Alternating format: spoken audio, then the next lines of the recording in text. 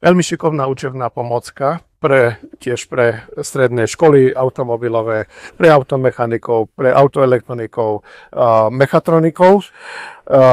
Využívať sa to dá pri výučbe základov elektrotechniky. Na tomto malom paneli sú rôzne súčiastky elektrotechnické a pomocou týchto káblikov a návode podľa schém sa dajú rôzne elektrické obvody vyskladať a urobiť na nich laboratórne cvičenia.